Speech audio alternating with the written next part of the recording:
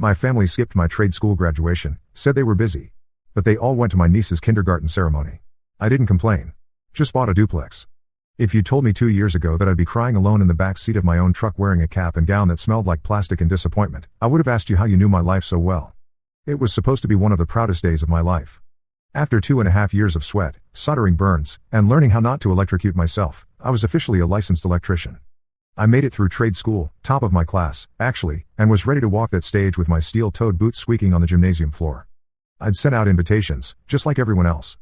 My mom, my dad, my sister, my Uncle Terry, even Nana Jean, who once called my career path adorable but temporary. They all said the same thing in various forms. "We're so proud of you, honey, but we might not be able to make it. Things are just really hectic right now." Right? Hectic. In late May. During a week with perfect weather and no holidays. Sure. But I brushed it off. I've always been the quiet achiever in the family. The fixer, the helper, the one who rewires the basement, while my cousin gets a standing ovation for making deviled eggs. So I figured they'd surprise me. That they'd come anyway. I even saved seats. 4 of them. Front row. When my name was called, I stepped onto that stage smiling like someone who still had hope. Looked out over the crowd. Scanned for familiar faces. Nothing. Just a sea of polite claps and disinterested toddlers playing on iPads. I got my certificate, shook my instructor's hand, and sat back down. The moment it hit me, the exact second, was when they told us to throw our caps. Everyone around me screamed and cheered. I hesitated. Then I threw mine too. And it came back down and landed in the aisle next to a pair of Crocs and an empty Starbucks cup. Poetic. Afterward, my classmates were surrounded by moms with flowers, dads with video cameras, siblings doing TikTok dances. I walked myself to my truck, climbed into the driver's seat, and stared at my certificate. It was rolled up and tied with a red ribbon that someone's grandma had probably volunteered to curl. I unrolled it slowly and read it like I didn't already know what it said. Tyler James Cartwright, Certificate in Electrical Technology, with distinction. Then I sat in silence, the kind of silence that makes your ears ring. I didn't even turn the radio on. Just sat there, sweaty in my gown, while the AC rattled and a graduation balloon bounced sadly against my passenger window. The clerk at Party Barn had told me the balloon would last all week. It barely lasted the drive home. I tossed it in the trash when I got back to my apartment.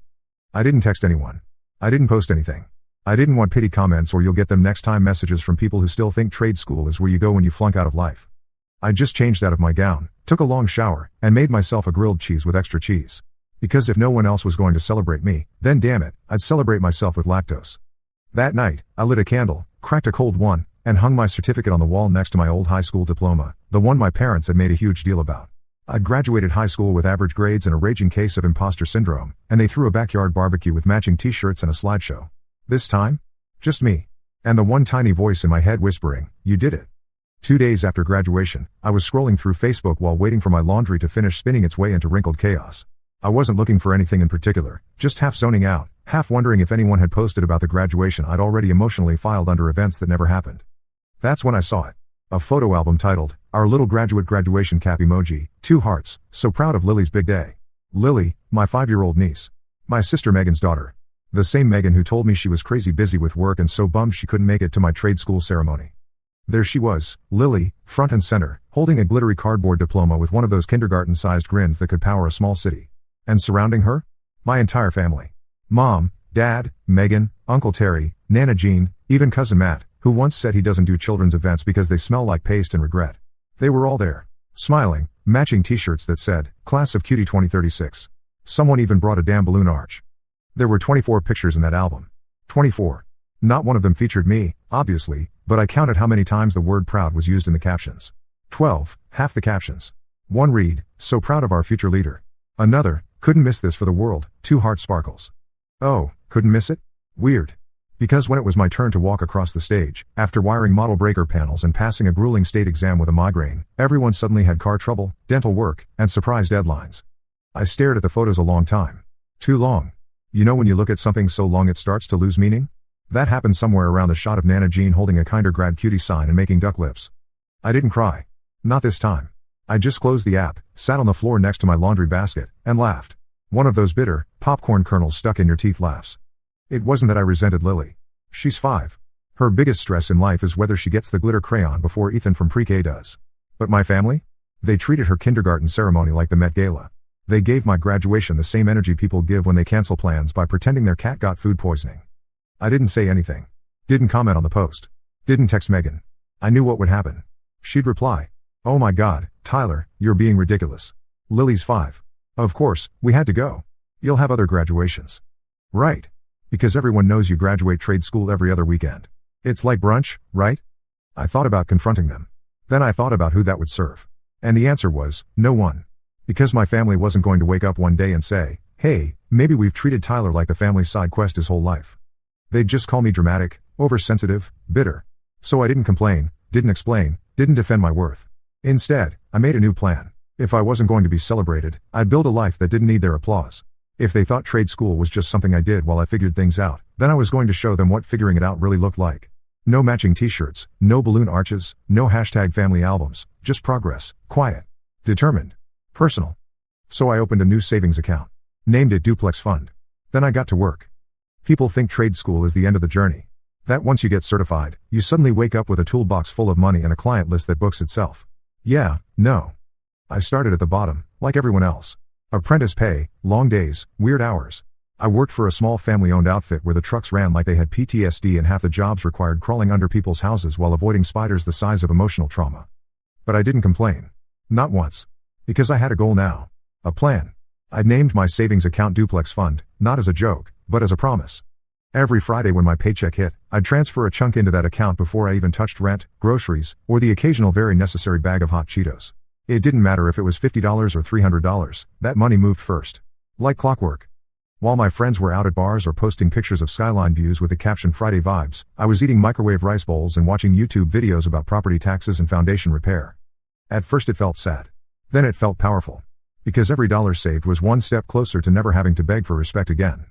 My truck was old. The AC worked about 40% of the time and the driver's side door creaked like a haunted house. But I kept it clean, patched what I could, and turned up the music to drown out the clanking. Sometimes I imagined what my family thought I was doing. Probably assumed I was still trying to figure out what I wanted to do. Maybe they thought I lived with roommates in a messy apartment with a milk crate coffee table and a vague sadness. Truth? I lived alone. Small studio. Not fancy, but clean. Paid my bills on time. My fridge wasn't full, but it wasn't empty either. I owned 3 real screwdrivers. That's 3 more than my dad ever bothered with. My mom would send the occasional hope you're doing okay text, usually sandwiched between a picture of her brunch and a Lily update. I always replied the same way. Yeah, I'm good. Working a lot. And that was true. I was working all the time. By month 4, I started picking up side jobs on the weekend, small stuff, wiring ceiling fans, swapping outlets. One time I fixed an elderly lady's light switch, and she paid me in banana bread and a $10 Starbucks card. I didn't care. That switch worked like a dream and the bread slapped. The Duplex Fund grew slowly. Sometimes by inches, sometimes by surprise. Like the week I got tipped $200 cash from a guy who said, "You're the first person who's ever shown up on time." By month 12, I had just enough in the account to start seriously browsing Zillow listings. Not dream house browsing. Not let me pin this for later Pinterest scrolling. Real browsing. I filtered for multifamily. Under $180,000. Semi-decent neighborhood. Doesn't look like it was used in a horror movie. The first dozen were trash. Moldy basements, weird layouts. One had a toilet in the kitchen. Not beside it, in it. But then I found her. A tired-looking beige-painted brick duplex just 15 minutes from where I worked. Faded shutters, overgrown lawn, but the bones were there. Side-by-side units, separate entrances, garage, basement. And best of all, it was priced just low enough to make me think I might actually be able to pull this off. I called the agent, booked a tour, and stood in the driveway 2 days later with my steel toes on and a clipboard in hand like I was auditioning for a home renovation show called Slightly Stressed, Moderately Hopeful. It smelled musty. The paint was peeling. The kitchen cabinets were straight out of 1993. But as I walked through that house, all I could see was potential. I didn't tell my family I was making an offer. Didn't post about it, didn't text anyone. Just me, my savings account, and a vision. And when the offer was accepted, I sat on my apartment floor with a beer, looked at the email, and whispered, "You did it, man." No applause. No balloon arches. Just silence and peace. Closing day felt like a fever dream wrapped in paperwork. I showed up to the title office in my only decent button-down, the one I usually saved for weddings and utility company complaints, and tried to act like signing a stack of legal documents didn't make me want to both throw up and weep with joy. The seller, a grumpy old guy named Ron, handed me the keys like he was giving away a burdensome child. "Needs work," he said. "The upstairs unit smells like fried onions and defeat. But it's solid." "Same could be said about me," I replied. He didn't laugh. But the receptionist did, and that was enough to keep my confidence intact. When I pulled into the driveway of my duplex for the first time, I sat there for a good 10 minutes before getting out. Just stared at it. The paint was a weird yellow tan that looked like it lost an argument with time, and the mailbox was hanging by one rusty screw, but it was mine. 2 units. 1 title. 0 backup plans. I walked up to the door and unlocked it, slow like I was expecting someone to stop me. No alarms went off. No one popped out yelling just kidding. I stepped inside. The floors creaked like a bad omen. The windows hadn't been cleaned since Obama's first term, and there was an entire family of spiders living in the corner of the bathroom like they'd been paying rent. But again, mine. The first night, I camped out in the downstairs unit with a sleeping bag, a frozen pizza, and a toolkit. It was 62 degrees inside, and the only light that worked was in the hallway, but I didn't care. I was warm in the way that mattered. Over the next few weeks, I worked every evening after my shift. Electrical work first, obviously, swapped out ancient light fixtures, rewired the crusty kitchen sockets, and installed motion lights out front so my future tenants wouldn't feel like they were auditioning for a crime documentary every time they got home. I painted, patched, caulked, and cursed, learned how to tile a backsplash with YouTube and sheer rage, hauled a vintage sofa out of the upstairs unit with my bare hands and nearly died when it tried to take me with it down the stairs. Almost broke my foot, but hey, character building. During this whole time, I never said a word to my family. Not when I closed. Not when I patched the first hole in the drywall. Not even when I found an old shoebox full of expired coupons in the attic labeled maybe later fund, do not throw out. Because it was my dream now. And I wasn't interested in the commentary section of people who only paid attention when there was cake involved. I thought about telling them, maybe texting mom a picture of the deed or casually dropping the phrase investment property into the group chat just to see who salivated first. But then I remembered that no one had time to show up for my graduation, that they'd all made matching signs for Lily's macaroni diploma, and had the gall to post it like a Hallmark ad. The more I thought about it, the more I realized this was exactly what I needed to do, build something without their validation, without their input, without their inevitable opinions about what I should be doing instead.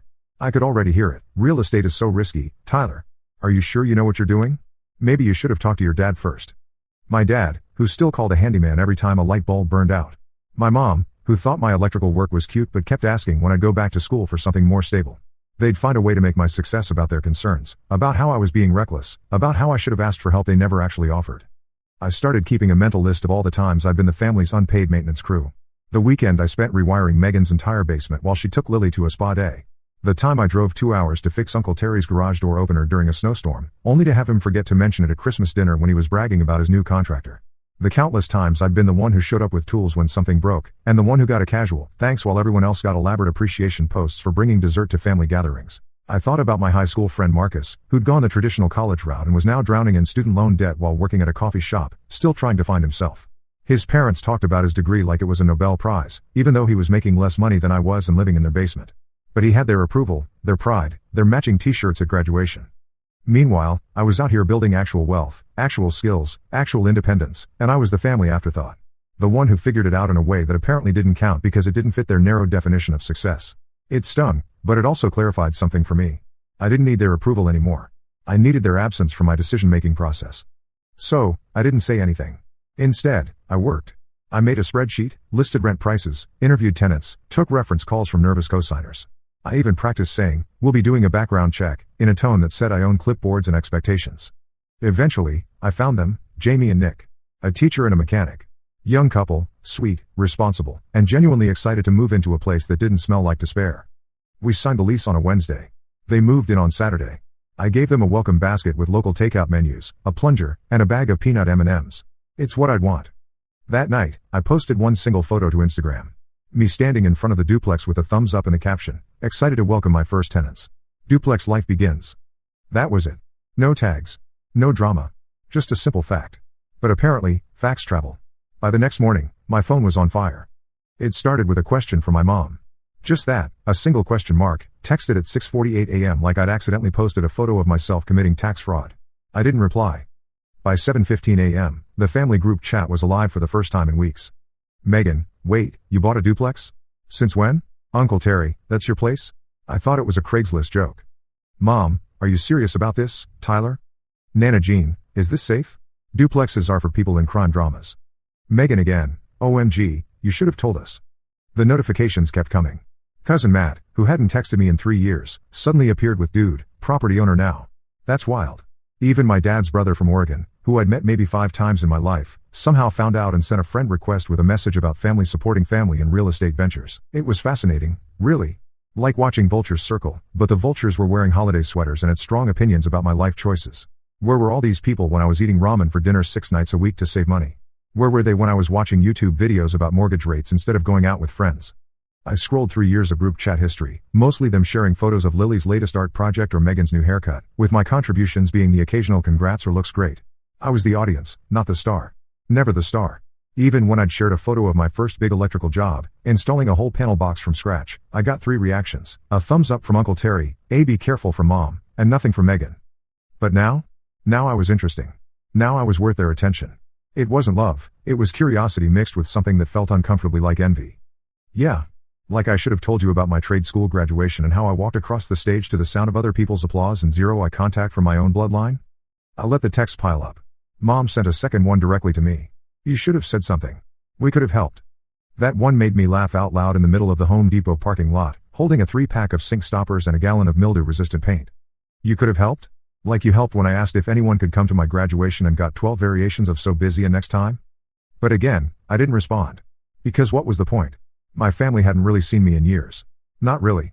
To them, I was the backup singer in the grand musical that was Megan and Lily's lives. The guy who fixed their lights, helped move their furniture, and got a pat on the head whenever he wasn't wearing grease-stained jeans. So now that I was wearing a metaphorical tie and holding a lease agreement? Now they cared. I told Jamie and Nick to ignore any cars that slowed down suspiciously up front. I knew my family's recon tactics. They weren't subtle. If Megan showed up with a pie, it meant she wanted info. If Mom sent a plant, it meant she was trying to dig roots in something she ignored until it bloomed. 3 days after the posts, I got the inevitable call from my dad. Hey, bud, he said in that voice he used when he wanted to sound casual, but was actually auditioning for an Oscar in the category of supporting actor in a surprised father role. Hey, I replied, dry as drywall. So, this duplex thing. That's real? Yep. Silence. Well, that's impressive. Didn't know you were even looking. I was. Wow. And tenants already? Yep. Another pause. You could hear the sound of him realizing I didn't need his approval. It was almost musical. We should come by sometime. You know, see the place. Celebrate. I resisted the urge to snort. Instead, I said, I'm hosting a little barbecue this weekend. Mostly friends, co-workers, some trade school buddies. I'll let you know if I need chairs. Okay, he said, like I just told him I joined a traveling Mon troupe. The barbecue wasn't fancy. Just a few lawn chairs, a borrowed grill, and a Spotify playlist that alternated between pop hits and 80s soul because I have range. Jamie brought potato salad.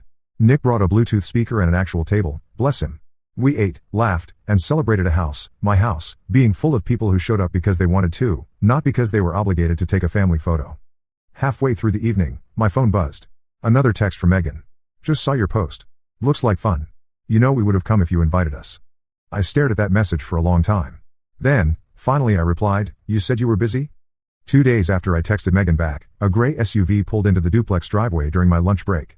I was on the porch, eating leftover burgers from the barbecue, scrolling through DIY HVAC forums like the modern homeowner I had apparently become, when I saw the car creep in like it was afraid of commitment. It was my mom, wearing oversized sunglasses, clutching her purse like the house might rob her. She stepped out, looked around with a blend of judgment and confusion, then gave me the kind of wave people use at the grocery store when they pretend they weren't just talking about you in all four. Hey sweetheart. She chirped, walking toward the porch like it hadn't been years since she'd visited anything I owned. I was in the area and thought I'd stop by. In the area? I asked, raising an eyebrow. This place is 40 minutes from your Pilates studio. She paused. Well, okay, I saw your post. And your sister's upset. She didn't expect you to be so cold. Yes. Cold. The universal word for didn't prioritize us after we deprioritized you. I didn't invite her in. Just stood there on the porch with my paper plate and burger like it was a shield. I just don't get it, she continued. Why not say something? We could have celebrated with you. Helped? Like you helped with my graduation? Her jaw tightened. That was a misunderstanding. It was a pattern. Silence. She looked past me into the window. Probably saw the new laminate floors I installed with my own 2 hands. The framed lease agreement on the wall.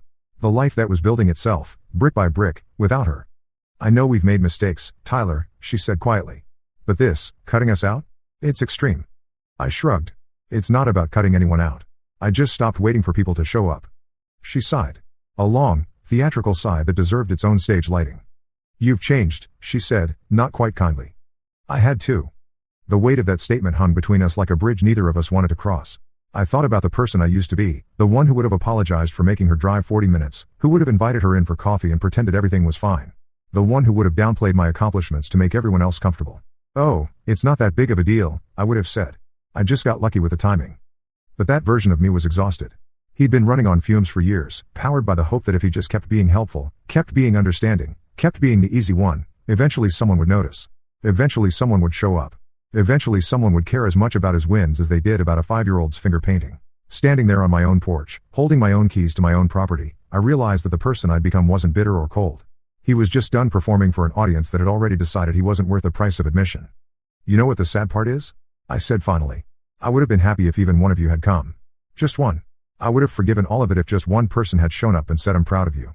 She looked at me then, really looked at me, and I saw something flicker across her face that might have been recognition. Or regret. Or both. Tyler, but you didn't. And now I don't need you to. She stared at me for a second longer, like she was trying to spot her old reflection in a mirror that didn't exist anymore. Then she turned, walked back to the SUV, and drove off without another word. That night, I got a call from Nana Jean, which was unexpected, because the last time she called me, it was to say my haircut looked too liberal and hang up mid-sentence. She opened with, "Your mother's crying. And Megan says you're being dramatic." Was it dramatic when none of you showed up to my graduation, but wore matching outfits for Lily's? There was a pause. That was different. No, it wasn't. More silence. "Look," she finally said, "you're not wrong to feel hurt. But family forgives." "Sure," I said. "But family also remembers." I hung up after that. Politely. No yelling. No slamming phones. Just done. The next day, I got another message. This time from Megan's husband, Corey, a man whose greatest life accomplishment was getting his real estate license and never using it, and who once compared my career to being like a fancy janitor. "Corey, look man, not to stir the pot, but this is kinda petty. Over a graduation? Come on. Just invite the fam over. Let it go." I didn't respond. Because it wasn't about a single graduation. It was about every dinner skipped, every celebration ignored, every time I fixed their outlets and got paid in. Thanks champ. While Daniel from Lily's daycare got a $500 gift card for turning 3. And now that I had something they could put on a family newsletter? Now they wanted in. Nah. I poured myself a beer, turned on some music, and grilled myself another burger, medium rare, with pickles and defiance. The porch light flickered once, then stayed on. Just like me. The family group chat imploded the next morning. It started with one of those long, overly punctuated texts from my mom, the kind where every sentence feels like it's trying to win most dramatic in a local Facebook moms group. "Mom, Tyler, this behavior isn't just hurtful, it's shocking. We are your family. We love you. But this wall you've put up is heartbreaking. I can't sleep. Megan's been crying. Please don't throw away your family over a misunderstanding." That word again. Misunderstanding. Like I'd misheard the silence when no one RSVP'd to my graduation. Like I'd misread the social media posts celebrating Lily's construction paper diploma. Like I'd misunderstood the years of being told I was so independent. Every time I asked for help and got a pat on the back and a coupon for fast food instead. I didn't respond. So naturally, Megan jumped in. "Megan, if you're gonna punish the whole family just because you didn't communicate, that's on you. We weren't trying to hurt you." Me, finally, you didn't have to try. You just had to do nothing. Megan, wow. Dramatic much? And that's when it snapped. All of it. The years I bit my tongue. The thankless DIY repairs. The birthdays where I got a card and hope you're doing well while Megan got wine tastings and balloon deliveries. The constant narrative that I was fine and low maintenance, code for not worth the same effort. So I wrote one message. Not long. Not fancy. Just true. Me, this isn't about one graduation. It's about every time I showed up and you didn't. Every time I was the helper, the background character, the one who got told you were so strong when what I needed was support. And now that I've got something to show for myself, suddenly you want in? Nah. I'm good. I muted the chat after that. Didn't block them. Just silenced the noise. And for the first time, I didn't feel guilty about it. Later that week, Jamie brought over brownies and we ate them on the porch while watching Nick try to back the moving truck into the narrow driveway like he was playing emotional Jenga. "I heard your mom came by," she said gently. "Yeah," I said. "She brought guilt and opinions. Didn't stay long." Jamie smiled. "Well, if it helps, you seem lighter." I thought about it. I did feel lighter. Not because I'd cut people off, but because I'd finally stopped handing them scissors and calling it love. The next night, I found an envelope on my porch. No name. No stamp. Just one sheet of paper inside. "We're trying. We just didn't realize we needed to. Love, Mom." I stared at it for a minute. Then folded it up, set it on the kitchen counter, and let it sit there next to the light bill and a takeout menu. Because that's where it belonged now, in the background. Not front and center, not urgent, just there. The old me would have texted back immediately, would have said, "It's okay. I understand." Even when I didn't. But now I was learning that forgiveness doesn't have to mean access. That growth sometimes looks like saying, "I love you, but I'm not handing you the mic anymore." Later that week, Nick and I finally got the backyard fire pit working. We roasted marshmallows like we were 12 and argued about which 90s movie had the best soundtrack. And as I sat there, smoking my hoodie and chocolate on my fingers, I realized something. I didn't need a big confrontation. I didn't need a Hallmark ending or a perfect Instagram story. I just needed peace. And for the first time in my life, I built it myself. A month after the barbecue, I came home from a long job rewiring an old church basement and found a letter in my mailbox. No return address. Just my name in familiar handwriting. Inside? A birthday card. From Megan. It said, "Happy 27. We miss you." No gift. No phone call. No mention of the duplex. Just that one line. I didn't text back. Didn't rage or rejoice. I just set it in a drawer next to the old tape measure Grandpa left me when he passed. The one with the paint marks and the worn out numbers that still work just fine. Because some things don't need to be flashy to be useful. That weekend, I had a few friends over. Jamie brought cookies, Nick grilled again, and a couple of new neighbors stopped by with housewarming candles and stories about their noisy dogs. We laughed, swapped stories, and played terrible music off someone's cracked Bluetooth speaker. At one point, someone asked, "Where is your family tonight?" I smiled. "Busy," I said. Then I walked back inside. My house, my keys, my walls, my life. And for the first time, it didn't feel like something I had to explain. It just felt right.